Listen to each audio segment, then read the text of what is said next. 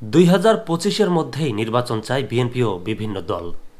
নির্বাচনের রোডম্যাপ বা পথ নকশার প্রশ্নে অন্তর্বর্তী সরকারের সঙ্গে বিএনপি সহ বিভিন্ন দলের একটা আস্থাহীনতা তৈরি হচ্ছে।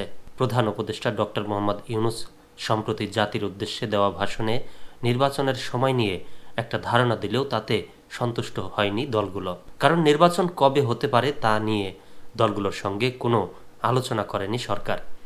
বিএনপি এবং অন্যান্য দল বলছে নির্বাচন নিয়ে স্পষ্ট বক্তব্য না দেওয়ায় সরকারের সঙ্গে তাদের দূরত্বও তৈরি হচ্ছে।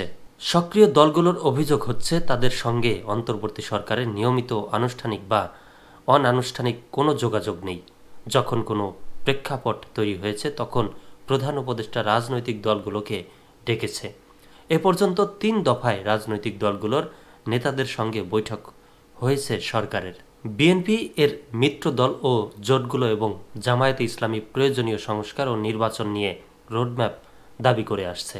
তবে অন্তর্বর্তী সরকারের বয়স 4 মাস পার হওয়ার পর 16 ডিসেম্বর মহান বিজয় দিবস উপলক্ষে জাতির উদ্দেশ্যে দেওয়া ভাষণে নির্বাচনের সময় নিয়ে একটা ধারণা দিয়েছে প্রধান উপদেষ্টা। তিনি বলেছেন 2025 সালের শেষ দিক থেকে 2026 সালের প্রথমার্ধের মধ্যে নির্বাচনের সময় নির্ধারণ করা যায়। এরপর প্রধান উপদেষ্টার প্রেস সচিব শফিকুল আলম এর ব্যাখ্যায় বলেছেন, আশা করতে পারেন যে নির্বাচন হচ্ছে 2026 সালের 30 জুনের মধ্যে।